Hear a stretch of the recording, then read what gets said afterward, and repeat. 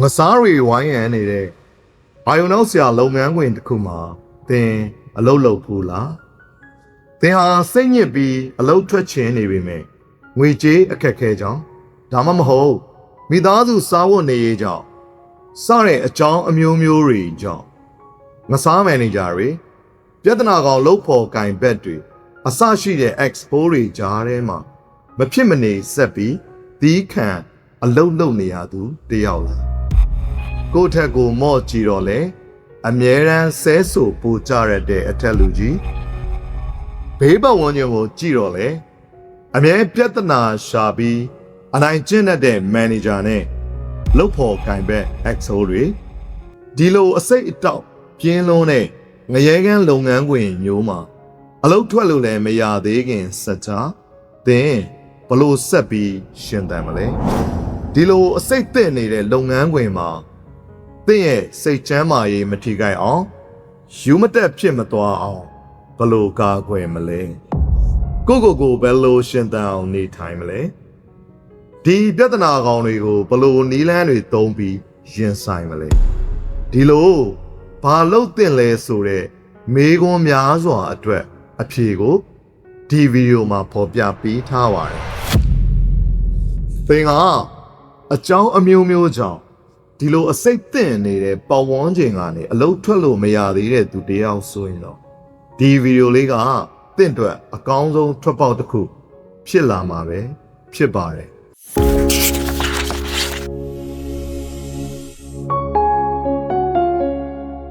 မင်္ဂလာပါကျွန်တော်ရဲ့ page forward book review channel ကနေပြန်လည်ကြိုဆိုလိုက်ပါတယ်အရင်ဗီဒီယိုမှာ The No Exo Rule စာအုပ်ရဲ့ chapter 4မိမိကိုယ်ရင်းကအကျဉ်းစိုးတွေကိုဘလို့ထိန်းချုပ်မလဲဆိုတဲ့အခန်းကိုဆွေးနွေးပေးခဲ့ပြီးပါပြီဒီနေ့မှာတော့စာအုပ်ရဲ့အရေးအကြီးဆုံးနဲ့လက်တွေ့အကျဆုံးအခန်းဖြစ်တဲ့ chapter 5ပြဿနာကောင်းတွေကြီးစိုးနေတဲ့လုပ်ငန်းခွင်မှာဘလို့ရှင်သန်အောင်နေမလဲဆိုတဲ့အပိုင်းကိုဆက်လက်တင်ဆက်ပေးသွားမှာဖြစ်ပါတယ်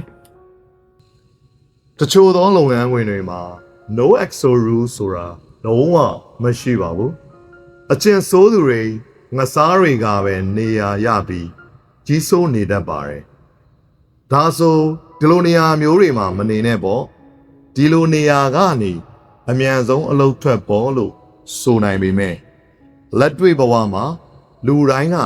အလုပ်တစ်ခုကနေထွက်ချင်တိုင်းထွက်လို့မရပါဘူးငွေကြေးရေးအခက်အခဲတွေမိသားစုတာဝန်တွေကြောင့်တီးခံပြီးဆက်လုပ်နေရသူတွေအများကြီးရှိနေတတ်ပါတယ်ဒီလိုအကြောင်းအမျိုးမျိုးတွေနဲ့လက်တွေ့ဘဝမှာလူတန်းပေါင်းများစွာဟာအကျင့်ဆိုးသူတွေကြီးဆိုးတဲ့နေရာတွေမှာ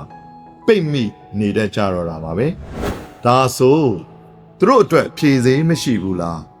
သူတို့အတွက်စိတ်ဒုက္ခတွေကနေလွတ်မြောက်နိုင်မဲ့နီလန်းမရှိဘူးလားလို့မေးစရာရှိလာပါတယ်ဒါကြောင့်စာရေးသူ Robert Sutton ကဒီလိုထွက်ပြေးလို့မရသေးတဲ့အခြေအနေမှာကိုကာကွယ်ဖို့ကိုယ့်ရဲ့စိတ်ချမ်းသာရေးကိုကာကွယ်ဖို့အတွက်နည်းဗျူဟာခုနှစ်ခုကိုဒီအခန်းမှာဖော်ပြပေးထားပါတယ်လေ့လာကြည့်လိုက်ရအောင်နံပါတ်1က reframing change how you see things ရှုထောင့်ပြောင်း၍တွေးတောခြင်း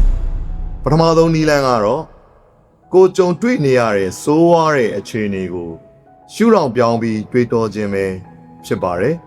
အခြေအနေကိုမပြောင်းလဲနိုင်ရင်တောင်မှကိုယ့်ရဲ့စိတ်နေစိတ်ထား mindset ကိုပြောင်းလဲခြင်းကစိတ်တန်ရာရမှုကိုအများကြီးရှော့ချပေးနိုင်တယ်လို့ဆိုပါတယ်ဒါကြောင့်ကိုအမြဲတမ်းသားကောင် victim တယောက်လို့မတွေးပါနဲ့ဒီအခြေအနေကိုဘာကြောင့်တီးခံနေရတာလဲဆိုတဲ့ခိုင်လုံတဲ့အကြောင်းပြချက်တစ်ခုဖန်တီးပါဥပမာငါဒီအလုပ်ကိုလုပ်နေတာငါရဲ့ကလေးတွေပညာရေးအတွက်ပတ်စံရှားနေတာဒီနေရာကရတဲ့အတွေ့အကြုံကိုယူပြီးနောက်2နှစ်နေရင်ပိုကောင်းတဲ့ကံမျိုးကိုငါကူးမယ်ဒီဒုက္ခတွေကနောက်ကျရင်တငယ်ချင်းတွေကြားထဲပြောပြစရာရေစရာဟာတဇလန်တပုတ်ဖြစ်လာမှာပါဆိုပြီး reframing တွေးခေါ်ဖို့ပြောင်းလဲလိုက်ပါ ဒီလိုတွေးလိုက်တာနဲ့တင်တင့်ရဲ့စိတ်ထဲမှာသူတို့ကိုအရှုံးပေးရတာမဟုတ်တော့ပဲကိုယ့်ရဲ့ရည်မှန်းချက်တွေအတွက်ခိတ္တအသုံးချနေတယ်ဆိုတဲ့စိတ်ခွန်အားကိုပြန်လည်ရရှိလာစေမှာပဲဖြစ်ပါတယ်ဒီနေရာမှာ root ဆိုတဲ့အမျိုးသမီးရဲ့ Satan successful ဆိုတဲ့စိတ်ကူးရင်နီလန်းလေးကိုစာရေးသူကဖော်ပြထားပါတယ် root ကတခြားသူတွေကိုအမြဲနှိမ်ချမျက်စောင်းထိုးပြီးဆဲဆိုရတဲ့အလွန်ဆိုးဝါးတဲ့တတိတယောက်စီမှာအလုပ်လုပ်ရပါတယ်အဲ့ဒီတတိကအစည်းအဝေးမှာလူရိုင်းကိုအော်ဟစ်ဆဲဆိုတာတွေလုပ်နေရှိတော့ဝန်ထမ်းတွေကစိတ်အယမ်းညစ်ရတယ်လို့ဆိုပါတယ်ဒီအထဲမှာ root ကလည်းတယောက်အဖအဝင်ပါပဲဒါနဲ့ဒီလိုအဆူအစဲတွေကိုရှောင်နိုင်မဲ့နီလန်းကိုစဉ်းစားရင်းနဲ့ဒီနေ့မှာ root ကနီလန်းတစ်ခုကိုရှာတွေ့သွားပါတော့တယ်အဲ့ဒါကအဆူအစဲခံရပြီဆိုတာနဲ့သူမကိုသူမအော်ဟစ်ခံနေရတဲ့သားကောင်အဖြစ်မတွေးတော့ပဲအနေများတဲ့ရေစည်းတန်တဲ့မြစ်ကြီးထဲမှာဖောင်စည်းပြီးစုံစင်းလာနေရတယ်လို့စိတ်ကူးရင်လိုက်ချင်းပါပဲသူမကဖောင်မော်ကနေပြုတ်ကျမသွားအောင်ကျွန်တော်နှစ်ဖက်ကိုအရှိထုတ်ထားပြီးအဲ့ဒီတထေးစီကနေလာတဲ့ဆဲဆိုတန်တွေရိုင်းဆိုင်မှုတွေကိုမြစ်ထဲကကြောက်တုံးကြီးတွေအဖြစ်သဘောထားကသူမကိုလားမမှန်အောင်ရှောင်ထွက်နေတယ်လို့ပုံဖော်လိုက်ပါတော့တယ်ဒီတော့စူဆဲခြင်းကသူမရဲ့စိတ်ပိုင်းဆိုင်ရာကိုလာရောက်မထိပါတော့ပဲသူမအတွက်ပျော်စရာ game တစ်ခုကစားနေရတယ်လို့ဖြစ်လာပါတော့တယ်ဒါဟာစိတ်ဖိစီးမှုကိုခိတ္တခဏတွန်းလှန်နိုင်တဲ့အကောင်းဆုံးနည်းလမ်းတစ်ခုပါပဲနံပါတ်1 hope for the best expect the worst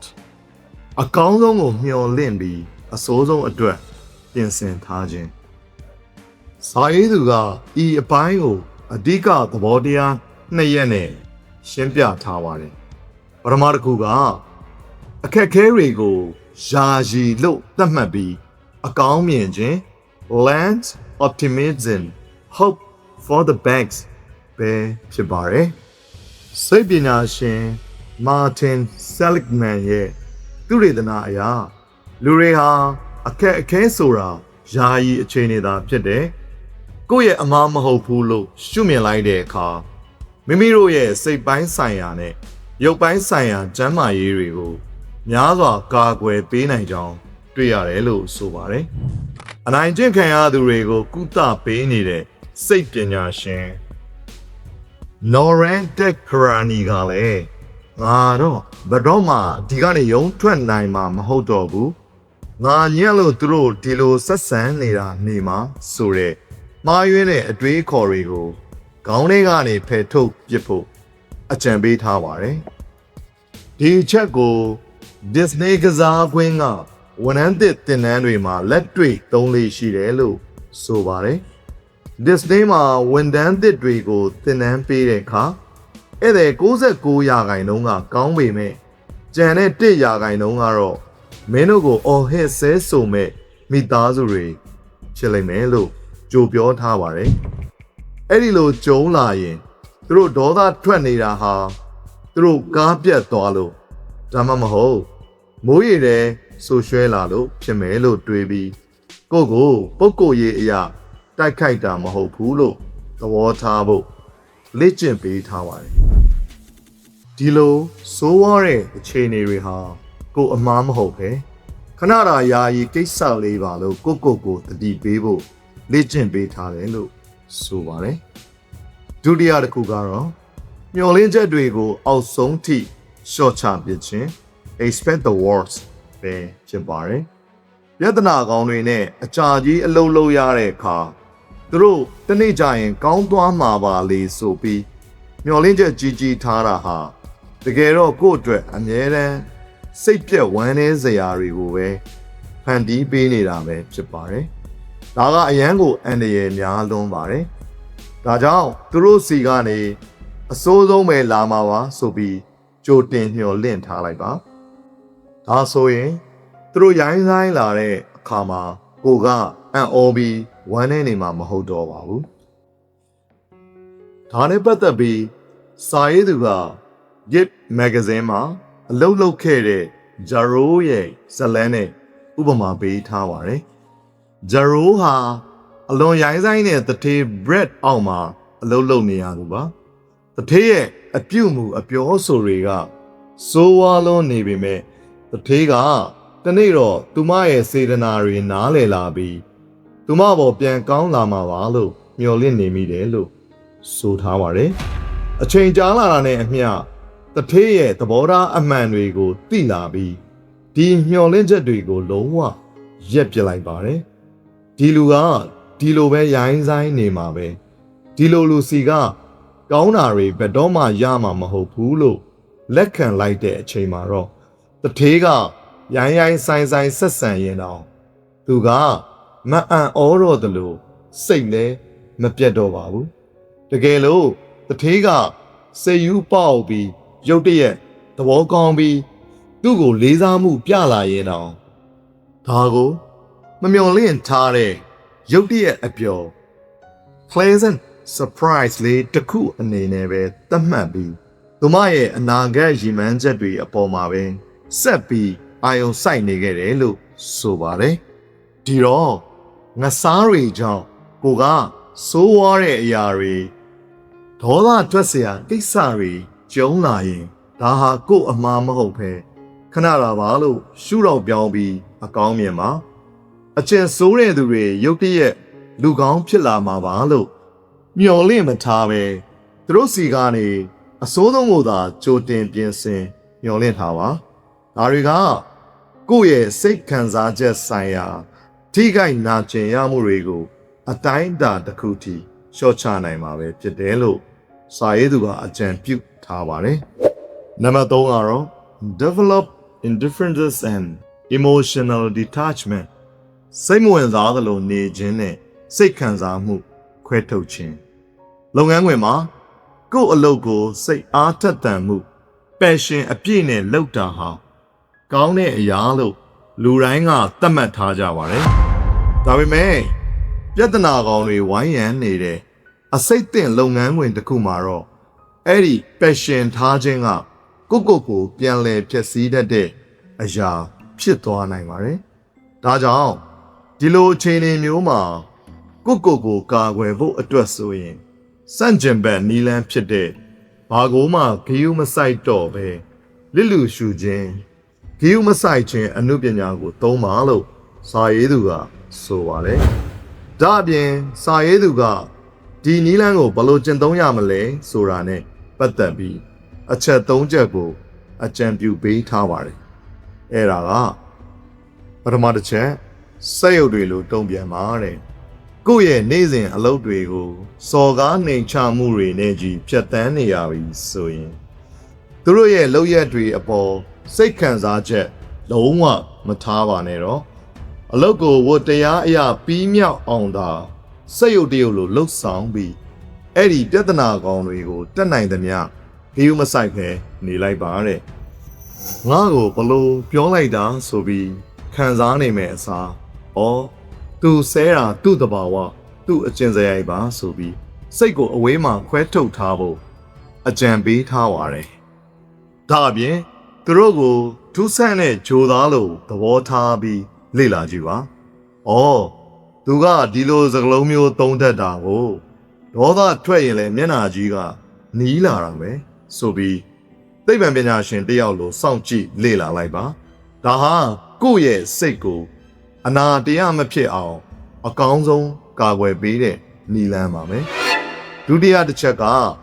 မင်းရဲ့စိတ်ဝိညာဉ်ကိုစော်ကားတဲ့အရာတွေကိုလစ်လျူရှုပါ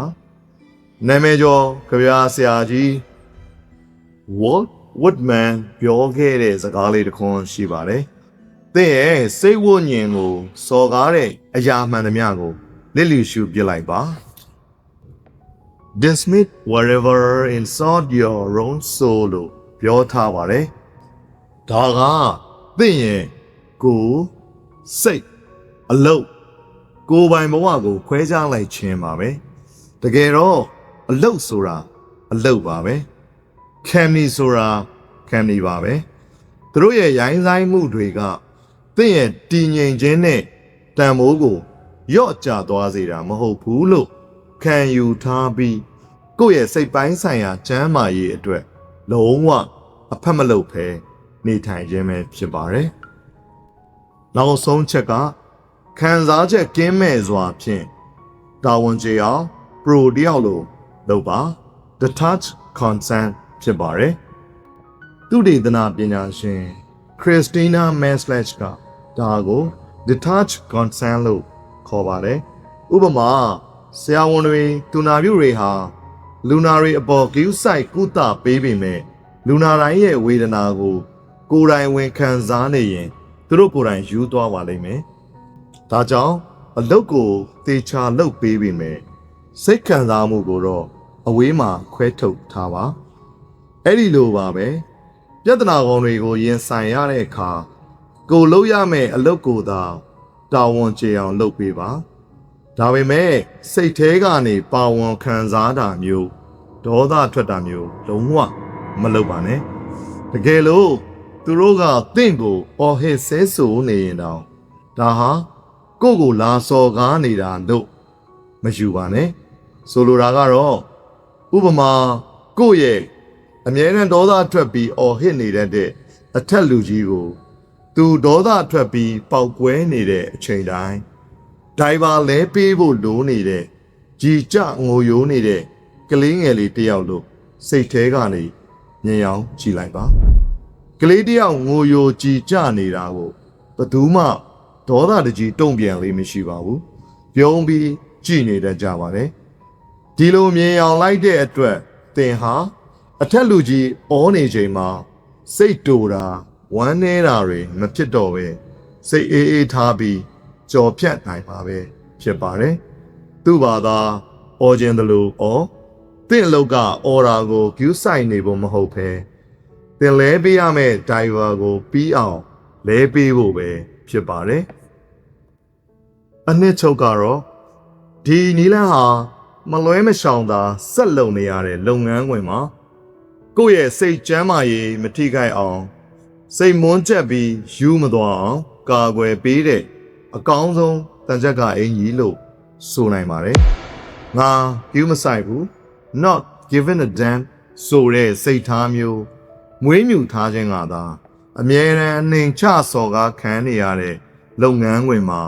ရှင်သန်နိုင်မဲ့အကောင်းဆုံးနည်းလမ်းဖြစ်တယ်လို့စာရေးသူကရှင်းပြပေးထားပါတယ်နံပါတ်၄ limit your exposure ထိတွေ့မှုကိုလျှော့ချခြင်းအတက်နိုင်ဆုံးရှောင်ရှားခြင်းလုပ်ငန်းခွင်မှာပြဿနာကောင်တွေ X-hole တွေနဲ့မလွဲမရှောင်တာအလုပ်လုပ်နေရပြီဆိုရင်သူတို့နဲ့ထိတွေ့ဆက်ဆံရတဲ့အချိန်ကိုတက်နိုင်ဆုံးလျှော့ချပြဖို့ကအလွန်အရေးကြီးပါတယ်သူတို့နဲ့ဝေးဝေးနေလေသူတို့စီကလာတဲ့မျက်စောင်းထိုးတာတွေရိုင်းဆိုင်တဲ့စကလုံးတွေနဲ့အတန်ကိုခံရတာနည်းလေပဲဖြစ်ပါတယ်ဒါအပြင်ဒီလိုဝေးဝေးရှောင်နေနိုင်ခြင်းကမိမိရဲ့စိတ်ပိုင်းဆိုင်ရာနဲ့ရုပ်ပိုင်းဆိုင်ရာကျန်းမာရေးကိုအများကြီးကာကွယ်ပေးနိုင်ပါတယ်ဒါကြောင့်မဖြစ်မနေမှမဟုတ်ရင်မျက်နှာချင်းလိုက်မတွေ့ပါနဲ့လို့စာရေးသူကဆိုထားပါတယ်ဒီအတွက်စာရေးသူကလက်တွေ့ကျတဲ့နီလန်းလေးတွေကိုအခုလိုအကြံပြုပေးထားပါတယ်နီလန်း A ကအတက်နိုင်ဆုံးအဝေးမှာနေပါတဲ့ပြဿနာကောင်တွေနဲ့တွေ့ရမယ့်အချိန်ကိုအတက်နိုင်ဆုံးရှောင်ပါသူတို့မရှိတဲ့နေရာတွေမှာနေပါမဖြစ်မနေတွေ့ရမယ်ဆိုရင်တော့အချိန်အရေးအတွက်အနည်းဆုံးပဲတွေ့ပါအစည်းအဝေးလုပ်ရရင်တော့သူတို့နဲ့အဝေးဆုံးခုံမှထိုင်ပါသူတို့အမြဲလာတဲ့နားနေကမ်းမျိုးကော်ဖီဖြော်တဲ့နေရာမျိုးတွေကိုသူတို့လာတဲ့အချိန်နဲ့မတိုင်အောင်ရှောင်သွားပါမျက်စိအောက်ကကွယ်ရင်စိတ်ထဲကလည်းကွယ်သွားပါလိမ့်မယ် out of sight out of mind ဆိုတဲ့စကားအတိုင်းသူတို့နဲ့ဝေးဝေးနေလေသင်ရဲ့စိတ်ဖိစီးမှုနည်းလေပါပဲနီလန်းဘီကမတ်တက်ရဲ့အစည်းအဝေး standard meeting တွေလုပ်ပါတဲ့သူတို့နဲ့မဖြစ်မနေအစည်းအဝေးလုပ်ရတော့မယ်ဆိုရင်အချိန်အတိုဆုံးနဲ့ပြီးအောင်လုပ်ပါလေ့လာချက်တွေအရကလထိုင်မပါတဲ့မတ်တက်ရဲ့အစည်းအဝေးတွေဟာပုံမှန်ထိုင်လုပ်တဲ့အစည်းအဝေးတွေထက် အချိန်34ရာခိုင်နှုန်းပုံမတူတောင်းပေမဲ့ဆုံးဖြတ်ချက်ချနိုင်မှုအရေးအသွေးကတော့အတူတူပဲဖြစ်ကြောင်းတွေ့ရပါတယ်။ဒါကြောင့်ပြဿနာကောင်တွေနဲ့အစည်းအဝေးလုပ်ရမယ်ဆိုရင်ထိုင်စရာမရှိတဲ့နေရာမျိုးမှာဒါမှမဟုတ် stand up table တွေမှာပဲအမြန်လုပ်ပြီးအမြန်ထွက်လာခဲ့ပါလို့စာရေးသူကအကြံပြုထားပါတယ်။နီလန်စီကဤပညာကိုအကာအကွယ်အဖြစ်သုံးပါတယ်။စာရေးသူကအကြံပေးထားတာကတကယ်လို့ကိစ္စတစ်ခုပြောစရာရှိရင်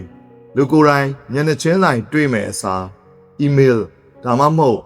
ဖုန်း message ကတဆင့်သာဆက်သွယ်ပါလူချင်းတွေ့ဆုံတဲ့အခါ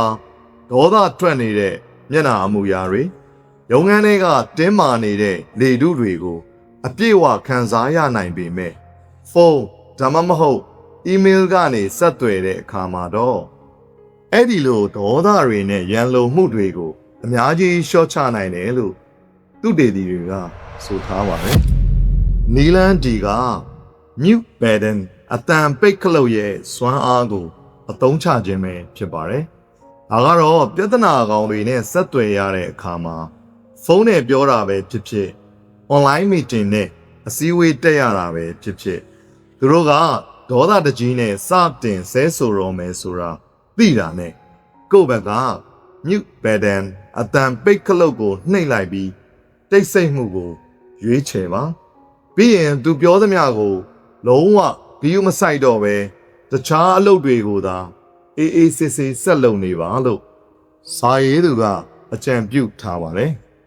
ဒီဘိုင်းကိုအနှစ်ချုပ်ပြောရရင်ပြဿနာကောင်းတွေနဲ့အတက်နိုင်ဆုံးဝေးနေပါသူနဲ့ကိုယ့်အကြားမှာမမြင်ရတဲ့တတိုင်းတစ်ခုတိဆောက်ထားပါလူချင်းတွေ့မဲ့အစား email တွေဖုန်းတွေကိုအသုံးပြုဆက်သွယ်ပါမဖြစ်မနေတွေ့ရရင်လည်းအမြန်ဆုံးပြီးအောင်လုပ်ပါဒါဟာသူတို့စီကနေကူးဆက်လာမဲ့ဒေါသနဲ့စိတ်ဖိစီးမှုတွေကို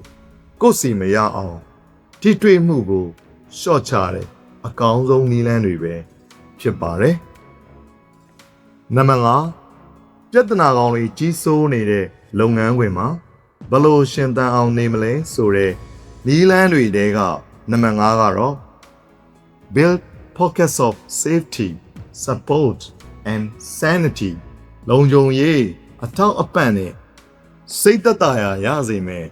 နေရာလေးများဖန်တီးခြင်းပဲဖြစ်ပါတယ်ထောက်ဆက်ဖြစ်စေတဲ့လုပ်ငန်းခွင်တစ်ခုလုံးကိုသင်တယောက်တည်းပြောင်းလဲပြစ်ဖို့ဆိုတာလုံးဝမဖြစ်နိုင်ပါဘူးဒါပေမဲ့သင်လိုပဲခံစားနေရတဲ့တခြားလုပ်ဖို့ကင်ဘက်တွေရှိနေတဲ့အတွက်သူတို့နဲ့စုပေါင်းပြီးပြဿနာကောင်တွေ X hole တွေစီကနေခဏလောက်ပဲဖြစ်ဖြစ်ရှောင်ပုန်းလို့ရမယ်လုံခြုံတဲ့စုံငယ်လေးတွေလုံခြုံတဲ့အဖွဲ့အစည်းငယ်လေးတွေကွန်ရက်ငယ်လေးတွေ pockets of safety တွေဖန်တီးထားဖို့လိုအပ်လာပါတယ်ဒီလိုနေရာလေးတွေအဖွဲ့လေးတွေရှိခြင်းကကိုယ့်ရဲ့စိတ်ချမ်းသာရေးကိုအများကြီးအထောက်အကူဖြစ်စေတယ်လို့စာရေးသူကဆိုပါတယ်ဥပမာတွေနဲ့ဖော်ပြရရင်ဆေးရုံတရုံမှာရှိတဲ့တူနာပြုတွေဟာဒေါက်တာဂူဆာလို့နာမည်ပြောင်ပေးထားတဲ့အလွန်ရိုင်းဆိုင်ပြီးနှိမ်ချဆက်ဆံတတ်တဲ့ခွဲစိတ်ဆရာဝန်ကြီးတယောက်ရဲ့တန်းကိုအမြဲခံနေရပါတယ်အဲ့ဒီအတွက်တူနာပြုတွေဟာအဲ့ဒီဆရာဝန်ကြီးစီကနေရှောင်ပုန်းဖို့သူတို့ကြီးပဲနေလို့ရတဲ့သီးသန့်နားနေခံလေးတစ်ခုကိုဖန်တီးလိုက်ပြီးအဲ့ဒီခန်းကိုရောက်သွားတာနဲ့သူတို့တွေဟာရင်ဖွင့်ကြတိုင်ပင်ကြပုံပြင်တွေပြောကြနဲ့လုံခြုံတဲ့ခံစားချက်ကိုရသွားကြပြီးသူတို့ရဲ့စိတ်ဖိစီးမှုတွေဟာချက်ချင်းဆိုသလိုရော့ကျသွားတယ်လို့ဆိုပါတယ်တက္ကသိုလ်တစ်ခုကဝန်ထမ်းတွေလှုပ်ခဲ့တဲ့နီလန်းလေးကလည်းရှိစရာပါသူတို့တွေဟာသူတို့ကိုအမြဲတမ်းအနိုင်ကျင့်နေတဲ့သူတို့ရဲ့အထက်လူကြီးစီကနေစိတ်သက်သာရာရဖို့လျှို့ဝှက်ဆူတောင်းအဖွဲ့ prayer group လေးတစ်ခုကိုဖွဲ့လိုက်ကြပြီးသူတို့ရဲ့အထက်လူကြီးအလုတ်ပြုတ်သွားဖို့တိတ်မဆိုးဝါးလုံးတဲ့ဒုက္ခတစ်ခုခုရောက်ပြီးအမြန်ဆုံးထွက်သွားဖို့ပဲဆူတောင်းလေးရှိတယ်လို့ဆိုပါတယ်တကယ်လဲအဲ့ဒီအထက်လူကြီးကအလုတ်ပြုတ်မသွားပေမဲ့ဒီလိုအချင်းချင်းစုစည်းပြီးရ ရင်ဖွင့်အားပေးကြတာကသူတို့အတွက်တော့စိတ်သက်သာရာရစေတဲ့လုံခြုံတဲ့ဇုံလေးတစ်ခုဖြစ်ခဲ့တယ်လို့ဆိုထားပါတယ်။ဒါအပြင်ဒီလို Pockets of Safety ဆိုတဲ့နေရာမှာတစ်ခါတလေမှာလုံခြုံတဲ့ဇုံဆိုတာအခန်းတွေအဖွဲ့တွေမဟုတ်ဘဲခဏတာအားပေးနှစ်သိမ့်မှုလေးတွေလည်းဖြစ်နိုင်ပါတယ်။ဥပမာပြဿနာရှာတတ်တဲ့အထက်လူကြီးကအစည်းအဝေးမှာတယောက်ယောက်ကိုအကြောင်းမဲ့ဆဲဆိုတာနဲ့တင်နဲ့တင့်လို့ဖို့ကင်ဘက်တွေကအချင်းချင်းမျက်စပစ်ပြပြီးသူစလာပြန်ပြီဆိုတဲ့အတိတ်ပဲမျိုးနဲ့တိတ်တဆိတ်နှစ်သိမ့်အားပေးလို့ရသလိုစိတ်တူကိုယ်တူတငယ်ချင်းတွေစုပြီးနေ့လေစာအတူတူစားတာရင်ဖွင့်တာတွေလှုပ်ချင်းအားဖြင့်လဲငါတယောက်တည်းဒီဒုက္ခကိုခံစားနေရတာမဟုတ်ပါလားဆိုတဲ့ခံစားချက်ကိုရစေပြီးစိတ်သက်သာရာရစေမှာပဲဖြစ်ပါတယ်။ဒါကြောင့်ကိုကပြဿနာကောင်တွေဝိုင်းရံနေတဲ့လုပ်ငန်းဝင်ထဲမှာပိတ်မိနေပြီဆိုရင်ငါတယောက်တည်းဒုက္ခရောက်နေတာပါလားဆိုပြီးကြိတ်မခံစားပါနဲ့။ကိုလိုပဲတခြားခံစားနေရတဲ့စိတ်သဘောထားကောင်းတဲ့လှုပ်ဖို့ကင်ဘက်တွေနဲ့စုပေါင်းပြီးအချင်းချင်းရင်ဖွင့်လို့ရမယ်နားနေကန်လေးတွေအဖွဲငယ်လေးတွေဖန်တီးပါဒါဟာယူမတက်ဖြစ်နေတဲ့လုပ်ငန်းဝင်တွေမှာတင့်အတွက် OAS လေးတခု Pockets of Safety and Sanity တိစောက်ထားတာနဲ့အတူတူပဲဖြစ်ပါတယ်လို့စာရေးသူကအကြံပေးထားပါတယ်နံပါတ်6က Look for small wins လိမ့်ငယ်သောအောင်ပွဲများကိုရှာဖွေခြင်းလုပ်ငန်းဝင်မှာပြဿနာကောင်တွေ X-hole တွေကြီးစိုးနေတဲ့အခါအဲ့ဒီပတ်ဝန်းကျင်ကြီးတစ်ခုလုံးကိုချက်ချင်းပြောင်းလဲပြဖို့ဆိုတာမဖြစ်နိုင်ပါဘူးဒီလိုပြောင်းလဲဖို့ကြိုးစားတာကကိုယ့်ကိုပို့ပြီးစိတ်ဖိစီးမှုတွေစွမ်းအားမဲ့တယ်လို့ခံစားချက်တွေပဲပေးစွမ်းနိုင်ပါတယ်ဒါကြောင့်စာရေးသူကကြီးမားတဲ့အောင်ပွဲကြီးတွေ big win တွေကိုရယူဖို့ကြိုးစားမဲ့အစားကိုထိန်းချုပ်နိုင်တဲ့သိငယ်တဲ့အောင်ပွဲလေးတွေ small win ကိုသာရှာဖွေပါလို့အကြံပေးထားပါတယ်ဒီသဘောတရားကိုစာရေးသူကအလွန်စိတ်ဝင်စားဖို့ကောင်းတဲ့ဥပမာနှစ်ခုနဲ့ရှင်းပြပေးထားပါတယ်ပထမတစ်ခုကစစ်တုံးပန်း James Stockdale ရဲ့ဇာတ်လမ်းမှာ American ရေတပ်ဗိုလ်ချုပ် James Stockdale ဟာ Vienna စစ်အတွင်းမှာရှစ်နှစ်ကြာစစ်တုံးပန်းအဖြစ်အဖမ်းခံခဲ့ရပါတယ်ဒီအချိန်တွေကသူ့အတွက်အင်မတန်ကိုစိုးဝါးတဲ့အတွေ့အကြုံပါပဲဒီလိုစိုးဝါးတဲ့အကျဉ်းထောင်ထဲမှာသူနဲ့ရဲဘော်ရဲဘက်တွေဟာဒုက္ခတွေကြားမှာအသက်ရှင်နိုင်ဖို့အတွက်သုံးခဲ့တဲ့နီလန်းကတော့သိငယ်တဲ့အောင်ပွဲလေးတွေတိဆောက်ခြင်းပါပဲသူတို့ဟာကြီးမားတဲ့လွတ်မြောက်ရေးကိုချက်ချင်းမကြိုးစားပဲနေ့စဉ်ဘဝမှာတလိမ့်ဆန်တကောင်လိုဖြစ်မသွားစေဖို့စုတောင်းခြင်းလက်ကျင်ငံလုပ်ခြင်းအချင်းချင်းလျှို့ဝှက်ဆက်သွယ်ခြင်းစတဲ့သိငယ်တဲ့လှုပ်ရိုးလှုပ်ဆင်လေးတွေကိုဖန်တီးပြီးသူတို့ဘဝကိုသူတို့ပြန်လည်ထိန်းချုပ်နိုင်စွမ်းရှိတယ်ဆိုတဲ့စိတ်သက်ခွန်အားကိုရယူခဲ့ကြပါတယ်ဒီလိုလှုပ်ဆောင်မှုလေးတွေကပဲဇိုးဝါးတဲ့အခြေအနေကနေရုန်းထွက်နိုင်ခဲ့တယ်လို့ဆိုပါတယ်ဒုတိယတစ်ခုကတော့ဝဝရိတ်တာကအံ့ဖွယ်သူတေသနာပဲဖြစ်ပါတယ်သူတွေဒီတွေဖြစ်တဲ့ Ellen Langer နဲ့ Judith Rodin တို့ဟာ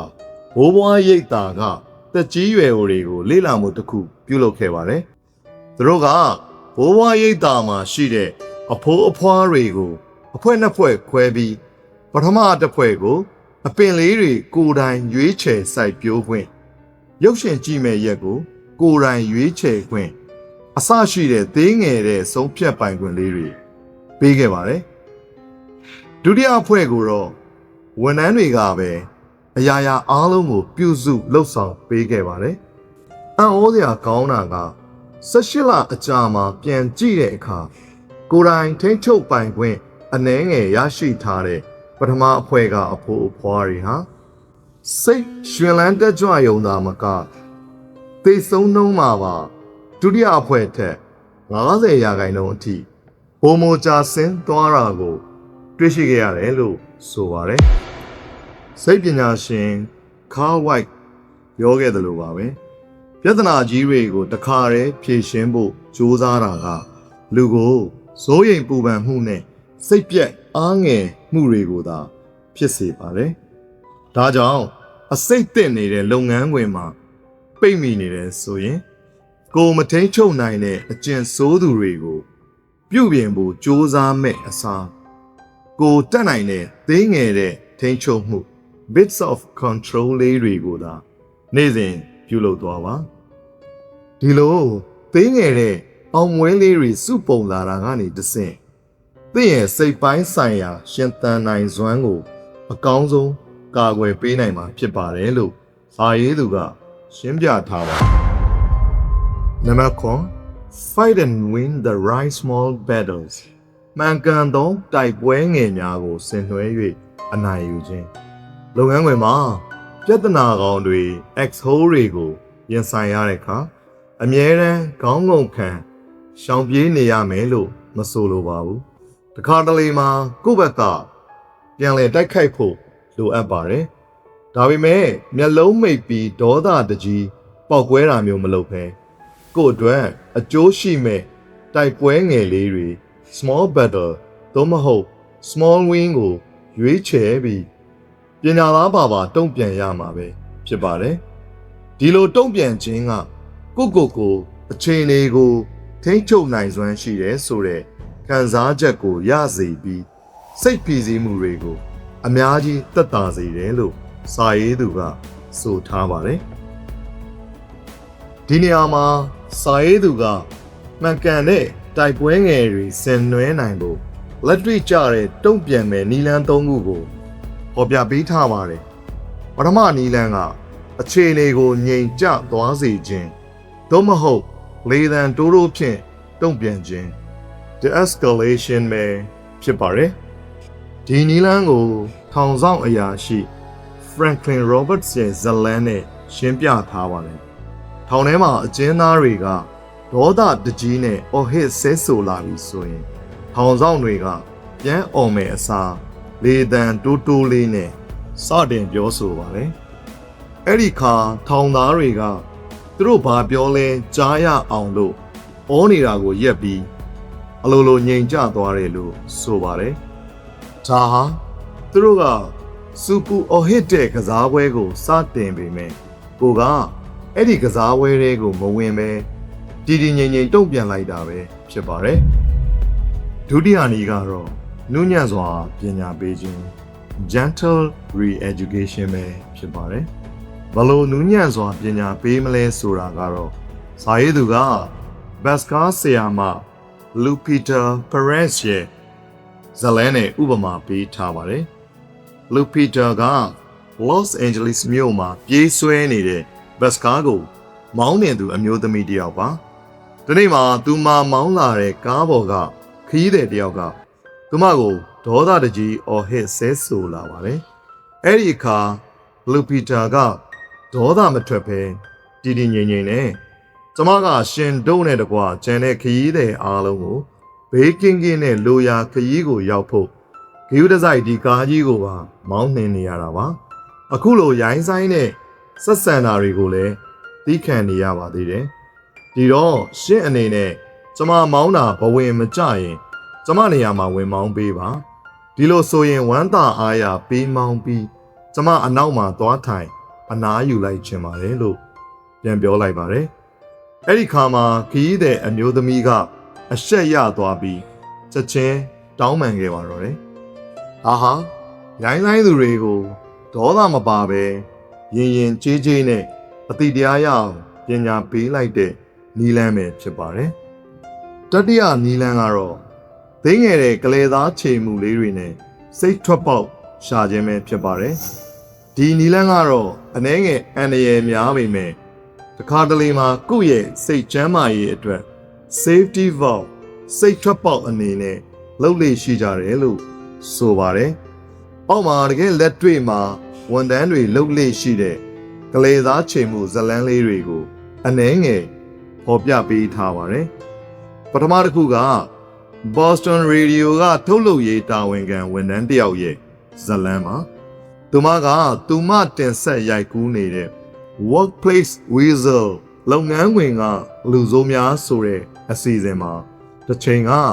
အလုပ်ရှင်ဖြစ်ဖူးတဲ့သူမရဲ့အဆိုးဝါးဆုံးတထေးဟောင်းကိုဧည့်သည်အဖြစ်ဖိတ်ခေါ်ပြီး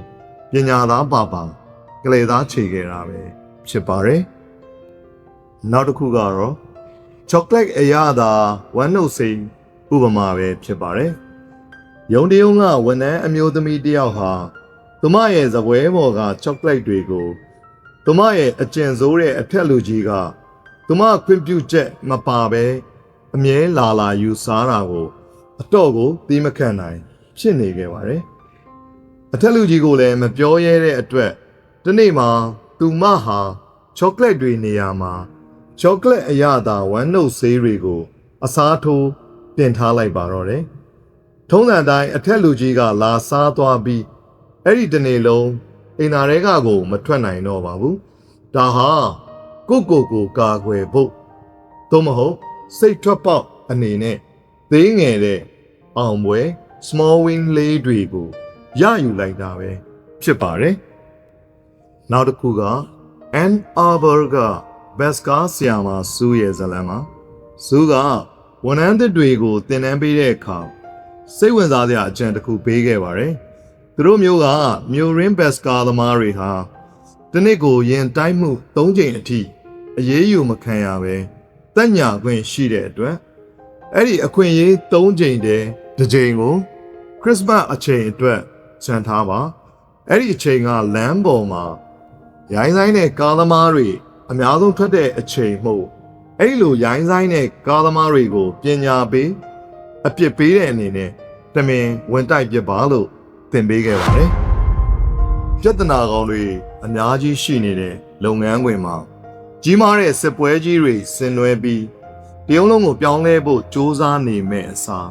ဒီလိုသေးငယ်ပေမဲ့ကိုယ့်အတွက်အကျိုးရှိမဲ့တိုက်ပွဲငယ် small battle လေးတွေကိုသာရွေးချယ်တိုက်ခိုက်ပါဒီလိုသေးငယ်တဲ့အောင်ပွဲ small win လေးတွေကိုရယူနိုင်ခြင်းဟာအစိတ်သင့်လုပ်ငန်းခွင်မှာကိုယ့်ရဲ့ဂုဏ်သိက္ခာနဲ့စိတ်ကျန်းမာရေးကိုကာကွယ်ဖို့အကောင်းဆုံးနည်းလမ်းတစ်ခုဖြစ်တယ်လို့စာရေးသူကရှင်းပြထားပါတယ်ဒါပေမဲ့စာရေးသူကဒီခန်းရဲ့အဆုံးမှာအချက်တစ်ချက်ကို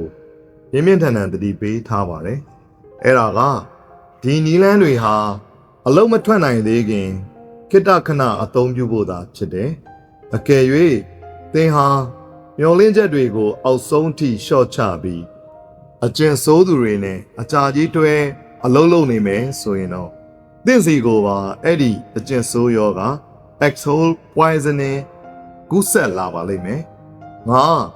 ဒီအလောက်ကလွဲရင်တခြားသွားစရာမရှိတော့ဘူးလို့ကိုထောင်ချောက်စင်မလဲသားလိုက်ပါနဲ့အကောင်းဆုံးနီလန်းကအခွင့်အရေးရတာနဲ့အဲ့လိုနေရာမျိုးကနေအမြန်ဆုံးထွက်ပြေးဖို့ပါပဲလို့စာရေးသူကအကြံပြုထားပါတယ်အခုတော့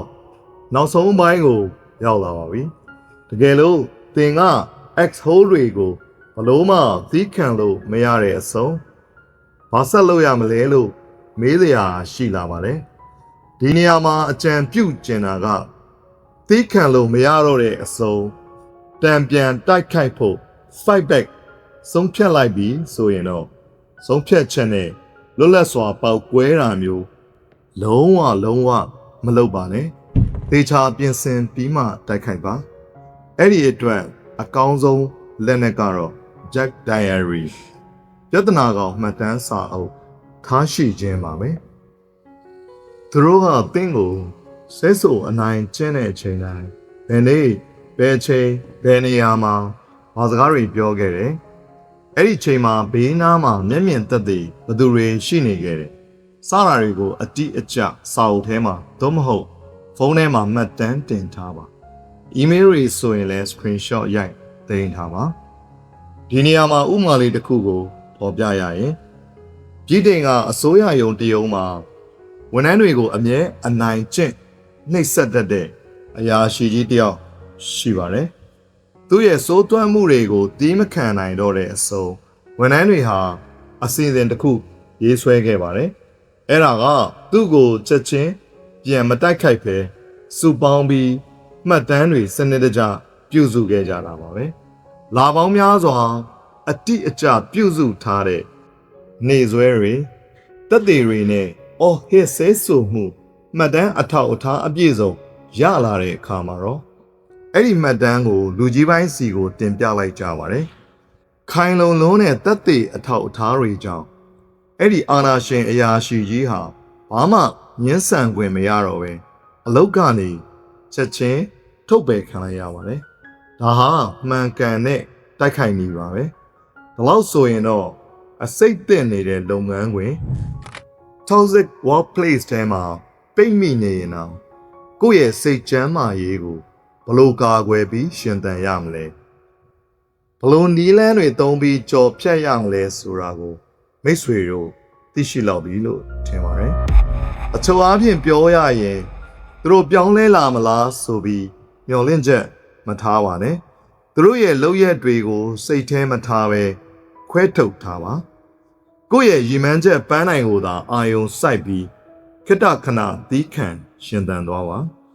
အခွင့်အရေးရလာတာနဲ့ပိုကောင်းတဲ့နေရာကိုရွှေ့ပြောင်းနိုင်ဖို့အမြဲတမ်းအသင့်ပြင်ထားပါလို့အကြံပြုပါရစေ။သင်ရဲ့လက်ရှိလုပ်ငန်းခွင်မှာရောအခုလို diver လဲဖို့လိုအပ်နေတဲ့ကလေးလိုကြည်ကြရတဲ့အထက်လူကြီးမျိုးဂျိုသားလိုဆက်ဆံရခက်တဲ့ပြဿနာကောင်းမျိုးတွေရှိနေပြီလား။သင်ရောဘလို့နီလန်းတွေတုံးပြီးရှင်သန်နေရလဲ comment မှာဝင်ရောက်ဆွေးနွေးပေးသွားကြပါဦး။ဒီဗီဒီယိုလေးကသင်အတွက်အကျိုးရှိမယ်ဆိုရင် Page Forward Book Review Channel လေးကို like and subscribe လုပ်ထားပေးဖို့မမေ့နဲ့ဦးနော်